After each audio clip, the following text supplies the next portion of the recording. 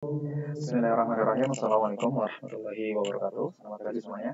Anak-anakku, video kali ini saya sengaja membuat untuk membahas peta konsep yang sudah saya tugaskan di pertemuan sebelumnya tentang metode suksesi pemerintahan atau metode pergantian khalifah satu ke lainnya dan juga prestasi yang dicapai oleh khalifah Rasyidin yang 4 seperti itu.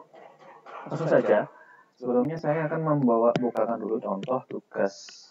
Nah ini, yang saya melihat memang banyak di antara kalian mungkin yang melihat punya temennya atau istilah lain mencontek.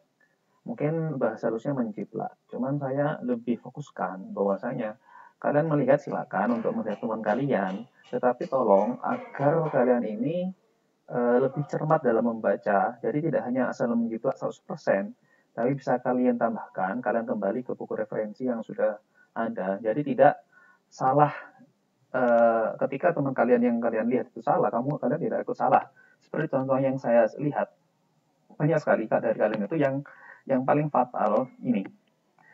Sesuai kita ketahui bahwasanya urutan khalifah pertama adalah Abu Bakar, kemudian Umar, ketika Utsman dan terakhir Ali. Yang di Utsman, ketika Utsman itu dianggap menjadi khalifah sebelumnya adalah Umar, sudah 10 tahun. Dan Abu Bakar sudah wafat 10 tahun sebelum itu. Yang saya sering temukan bahwasanya ketika pengangkatan Utsman itu dilakukan pada suku setelah Khalifah Abu Bakar As-Siddiq. Padahal Abu Bakar As-Siddiq sudah wafat 10 tahun sebelumnya. Ya, dan yang ditikam ketika sholat adalah Khalifah Umar. Jadi kesalahan seperti ini yang sebenarnya kecil, tapi ini dilihat sangat fatal sekali. Kenapa? Karena kita tidak mengecek. Seperti ini mungkin salah satu indikasi rendahnya minat literasi kita. Maka saya harap ke depannya, apapun tugas yang kalian lihat dari teman, setidaknya kalian mengecek kembali, jadi tidak asal menjiplak 100%, tapi dari situ kalian setidaknya bisa membaca informasi yang kalian dapatkan. Itu tentu saja mungkin kita membahas. Nah ini yang sudah cukup memuaskan mungkin pembahasannya. Langsung saja. Yang terpenting di sini ada dua komponen. Pertama adalah bagaimana metode pergantian atau suksesi atau pemilihan sebagai khalifah dari Abu Bakar sampai ke Khalifah Ali. Yang kedua adalah prestasi yang dicapai atau kebijakan yang diterapkan dari setiap khalifah. Kita mulai dari Abu Bakar dulu, dari proses pengangkatan. Abu Bakar ini diangkat melalui musyawarah. Betul, ketika itu di Sakifah Bani Sa'idah. Sakifah itu bukan nama orang, Sakifah itu adalah nama tempat. Ya, atau mungkin dalam bahasa Indonesianya itu seperti semacam pendopo, tempat berkumpul. Kalau Indonesia seperti pendopo ataupun seperti keraton. Jadi ada suatu tempat namanya Sakifah dalam bahasa Arab itu semacam pendopo miliknya Bani Sa'idah. Di sana orang-orang Ansor sudah berkumpul dan ketika itu melalui musyawarah yang sudah saya jelaskan di video sebelumnya. Jadi memang musyawarah atau kesepakatan umat Islam antara Muhajirin dan Ansor dan memilih orang-orang Muhajirin yang ternama seperti Abu Bakar karena melihat jejak yang mana sudah 23 tahun menemani Rasulullah berdakwah dari awal mulanya turunnya Islam. Kemudian setelah wafatnya Abu Bakar, setelah 2 tahun memimpin, Umar dipilih. Bagaimana pemilihannya Umar? Itu melalui penunjukan langsung atau melalui wasiat. Tetapi Abu Bakar melalui musyawarah secara tertutup, melalui minta pendapat dari para sahabat-sahabat yang ternama. Maka nama Umar muncul dan tidak ada pertentangan dan semuanya sepakat membaiat Umar. Kemudian ketika itu Umar wafat dalam suatu peristiwa. Peristiwanya itu adalah ditikam ketika hendak sholat subuh oleh Abu Lu'lu'ah Al-Fairuz, seorang budak ketika itu dari miliknya Mughirah. Kemudian ketika itu langsung wafat Umar, tapi dalam masa kritis selama 3 hari. Nah, dalam kritis itulah Umar membentuk Dewan Formatur 6 orang sahabat yang disebut Ahlul Halli wal Aqdi, yang mana untuk menentukan siapa pengganti Umar. Jadi Umar tidak berwasiat, tetapi membentuk 6 orang dari para sahabat, mulai dari Utsman bin Affan, Abdurrahman bin Auf, Ali bin Abi Thalib, kemudian Zubair bin Awam, Talha bin Ubaidillah, kemudian Sa'ad bin Abi Waqqas. 6 orang ini ditambah satu, yaitu adalah Abdullah bin Umar, anaknya Umar sendiri, tetapi tidak boleh menjadi khalifah. Jadi hanya 6 orang ini, tapi Abdullah bin Umar diminta pendapatnya untuk sampai memilih yang dipilih ketika itu. Maka dari 6 ini ketika musyawarah, maka Utsman bin Affan terpilih dalam musyawarah Dewan Formatur ini yang dari 6 orang sahabat. Karena pertimbangan Utsman lebih tua ketika itu, Utsman ketika itu sudah usia 70 tahun, maka Utsman lah terpilih menjadi khalifah pengganti Umar dan memimpin selama kurang lebih 12 tahun. Ketika 12 tahun memimpin, Utsman ini wafat dalam suatu peristiwa pemberontakan orang-orang Mesir. Nah, ketika itu dibunuh di rumahnya sendiri di suatu hari.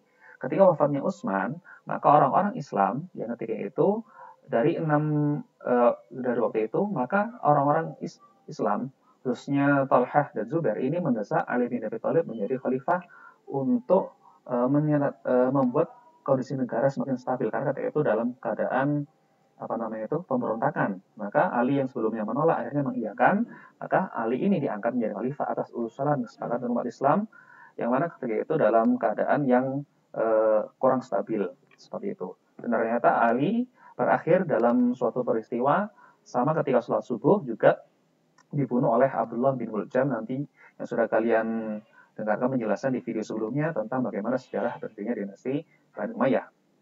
Selanjutnya di prestasi sebenarnya banyak yang bisa kalian tulis, tapi boleh kalian sebutkan 2 ataupun 3 saja mewakili. Tapi kita akan bahas sedikit seperti ini. Yang pertama prestasi dari Abu Bakar As-Siddiq. Ini yang paling terutama fokusnya adalah memerangi kaum-kaum yang membangkang, yang murtad atau dalam perang Riddah. Kemudian juga memerangi nabi-nabi palsu, kemudian tidak membayar zakat. Dan yang terpenting lagi adalah kodifikasi Al-Quran atau penghimpunan Al-Quran menjadi satu mushaf yang sebelumnya sudah tertulis di batu-batu, di tulang binatang, dan di lembaran-lembaran pelepah kurma, jadikan satu menjadi satu mushaf. Itu adalah penghimpunan Quran pada masa Abu Bakar, karena mengingat banyak para syuhada itu dari orang-orang yang hafal Quran. Seperti itu. Kemudian Umar, prestasi atau kebijakan yang paling utama itu adalah perluasan wilayah Islam, atau dalam kita dengar dengan istilah Futuhat Islamiyah, yaitu sampai Islam bisa sampai ke wilayah Syam, Suriah, dan juga wilayah Persia atau di Iran sekarang itu. Itu yang paling utama. Kemudian mengatur administrasi dengan adanya membagi berbagai macam wilayah daerah menjadi beberapa provinsi. Kemudian satu lagi menetapkan kalender Hijriah ini. Itu adalah penentuan bahwasanya semenjak penghitungan kalender Hijriah itu dimulai dalam tahun di mana Rasulullah hijrah ke Madinah. Seperti itu. Kemudian pada Khalifah Utsman, ini yang paling terpenting adalah ini, kodifikasi Al-Quran, yang berbeda dengan Abu Bakar. Kalau zaman Utsman ini, Al-Quran yang ada distandarkan dalam satu bentuk tulisan, atau dalam yang kita kenal nanti dalam istilah Rasam Utsmani. Kemudian nanti ini jadi standar yang disebarkan ke seluruh daerah-daerah kekuasaan Islam, sehingga orang-orang ini tidak berbeda bagaimana cara membaca Al-Quran yang ketika itu memang karena Islam sangat luas, apalagi ada juga orang-orang yang non-Arab yang sudah masuk Islam. Kemudian satu lagi ini ada renovasi Masjid Nabawi ya, dan ini yang terpenting juga ini adalah pembentukan Angkatan Laut. Pembentukan Angkatan Laut ini baru pertama kali ada di zaman Utsman. Sementara perusahaan wilayah juga melanjutkan apa yang sebelumnya dilakukan oleh Khalifah Umar selama 13 tahun seperti itu. Kemudian yang terakhir, Ali bin Abi Thalib, prestasinya ini tidak terlalu banyak. Kenapa? Karena pada zamannya Ali, hanya setelah 5 tahun itu, fokusnya Khalifah Ali adalah membuat negara stabil kembali, mengingat banyak pemberontakan yang terjadi. Kenapa? Karena pada zaman Utsman ini banyak fitnah yang fitnah yang menyebar. Kemudian juga pada zamannya Ali pun juga dituntut untuk segera menuntaskan mencari siapa pembunuh Utsman. Maka prestasinya yang dilakukan oleh Ali adalah yang pertama yang paling jelas itu adalah merombak kembali kabinet atau pejabat-pejabat yang dinilai kurang cakap. Apalagi peninggalan Khalifah Utsman yang ada anggapan bahwasanya lebih ke arah nepotisme yang lebih mengutamakan keluarga sendiri. Kemudian yang selanjutnya keuangan negara ini juga. Kemudian ini yang kurang tersorot tapi juga penting adalah ilmu bahasa, nahwu, dan yang lebih fokusnya lagi dari Khalifah Ali ini adalah membuat stabil negara dari segala macam pemberontakan yang ada di zaman Khalifah Ali. Ini itu saja penjelasan yang bisa saya jelaskan tentang bagaimana tugas kalian di pertemuan sebelumnya. Saya harap untuk kedepannya dalam melaksanakan tugas, silakan kalian lebih teliti, lebih cermat dalam membaca. Tidak asal menjiplak punya teman kalian, tapi ya ada membacanya sehingga tidak salah. Karena kalau kalian malah menjiplak teman yang salah, walaupun kecil, itu kelihatan sekali bahwasanya kalian ya hanya sekedar menjiplak tanpa adanya pemahaman. Begitu saja yang bisa saya jelaskan. Kurang lebihnya nanti ada materi yang bisa kalian download di Google Drive yang ini secara lengkap bisa kalian baca. tentang kebijakan-kebijakan Khulafaur Rasyidin, sekalian simpan untuk bahan ulangan ataupun bahan tugas-tugas ke depannya nanti ketika kalian membutuhkan. Mungkin itu saja, terima kasih. Assalamualaikum warahmatullahi wabarakatuh.